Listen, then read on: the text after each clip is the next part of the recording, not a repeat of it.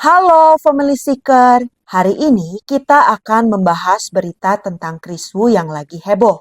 Pada bulan November ini, media sosial di China dibanjiri rumor yang berkata bahwa Kris Wu telah meninggal dunia di dalam penjara. Bagaimana kisah yang selengkapnya? Yuk kita langsung bahas. Ternyata rumor tersebut disebarkan oleh seorang mantan narapidana yang mengaku pernah satu penjara dengan Kris Wu. Mantan narapidana tersebut berkata di sosial medianya bahwa Kris Wu dibunuh karena tidak mau memenuhi permintaan anggota geng penjara setempat. Jadi, menurut mantan napi tersebut, Kris Wu dipukuli secara brutal karena menolak ajakan seksual dari seorang pemimpin geng penjara. Dari sini, rumor terus berkembang dan muncul berbagai macam spekulasi tentang penyebab kematian Kris Wu. Ada yang bilang kalau Kris Wu ini meninggal karena mogok makan terlalu lama. Maka akibatnya ia mengalami malnutrisi dan kesehatannya menjadi memburuk. Lalu ada juga yang bilang kalau Kris Wu ini meninggal setelah diperkaos rame-rame oleh geng napi. Jadi intinya banyak rumor-rumor liar yang beredar. Yang bikin makin heboh adalah beredarnya foto seseorang berseragam tahanan berwarna biru yang diklaim sebagai Kris Wu.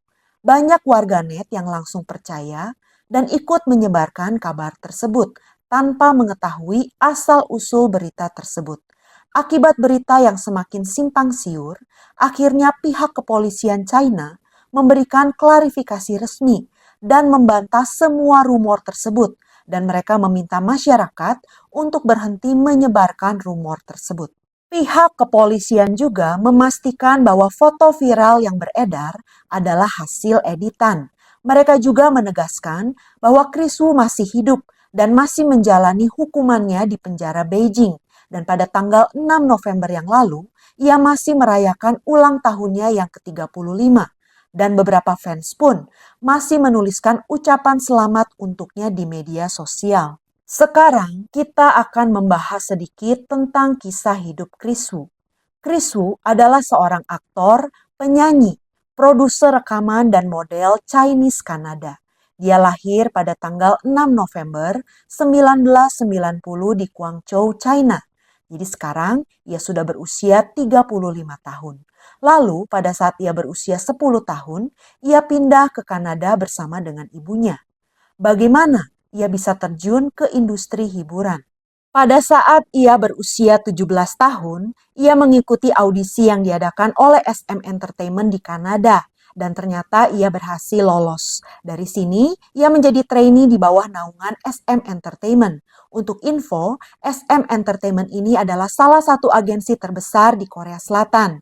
Lalu pada tanggal 17 Februari 2012, Kris Wu diperkenalkan sebagai salah satu anggota dari boyband Korea yang bernama EXO. Dan grup ini sangat sukses. Namun pada tahun 2014-nya, Kris Wu memutuskan untuk meninggalkan grup tersebut. Jadi, pada tanggal 15 Mei 2014, Kris Wu melayangkan gugatan hukum terhadap agensinya SM Entertainment. Ia ingin mengakhiri kontraknya dengan alasan agensinya ini sudah melanggar hak asasi manusia. Di antaranya adalah mengabaikan kesehatannya, melakukan pembagian keuntungan yang tidak adil, membatasi kebebasannya, dan juga memperlakukannya seperti produk, bukan manusia. Akhirnya, pada bulan Juli 2016, pengadilan memutuskan bahwa Kris Wu harus mempertahankan kontraknya dengan SM Entertainment sampai tahun 2022.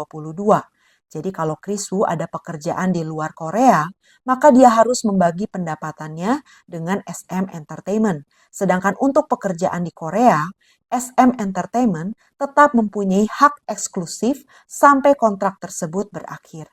Jadi cara keluarnya ini memang kurang baik-baik dan sejak tahun 2014, Kris Wu mulai melakukan solo karirnya baik nyanyi maupun akting. Debut akting pertamanya adalah film China yang berjudul Somewhere Only We Know pada tahun 2015. Dan pada tahun 2017, ia melakukan debut di Hollywood melalui film yang berjudul Triple X Return of Xander Cage. Namun, karirnya ini hancur setelah ia terkena skandal pelecehan seksual. Bagaimana kisahnya? Pada tanggal 8 Juli 2021, ada seorang perempuan usia 19 tahun yang tiba-tiba menyatakan di Weibo-nya bahwa ia telah diperkaos oleh Chris Wu dalam keadaan mabuk saat ia berusia 18 tahun. Perempuan ini bernama Du Meichu. Ia juga berkata bahwa selain dia, ada 7 korban lainnya dan 2 diantaranya masih di bawah umur saat peristiwa pemerkosaan tersebut terjadi. Jadi Du Meichu menuduh Chris Wu merayu penggemarnya, kemudian mengundang mereka ke hotel dengan iming-iming akan dijadikan model video klip. Pada awalnya, Chris Wu membantah tuduhan tersebut, tapi akhirnya pada tanggal 25 November 2022, Chris Wu divonis 13 tahun penjara atas kasus pemerkosaan oleh pengadilan Beijing, China.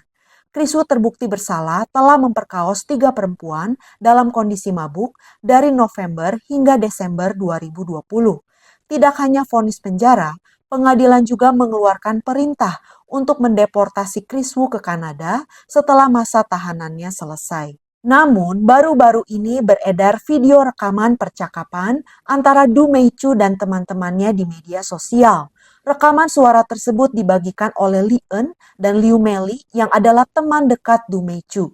Melalui rekaman suara tersebut, terungkap fakta bahwa Du Meichu ini pernah memeras Chris Wu sebesar 800 juta yuan. Setelah mendengar rekaman suara ini, banyak pihak yang menduga kalau Du Meichu ini jangan-jangan hanya pura-pura menjadi korban dan menuduh Chris Wu melakukan pemerkosaan. Padahal yang sebenarnya terjadi adalah hubungan suka sama suka, mau sama mau.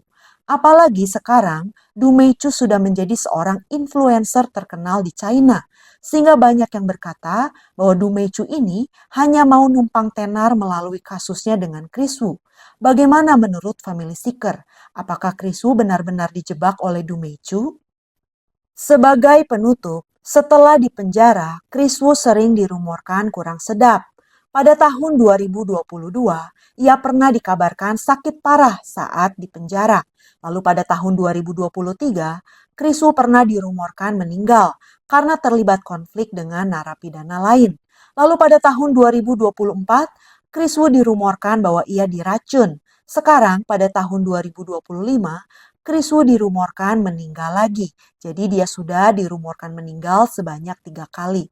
Meskipun berada di dalam penjara, ia selalu menjadi trending topik.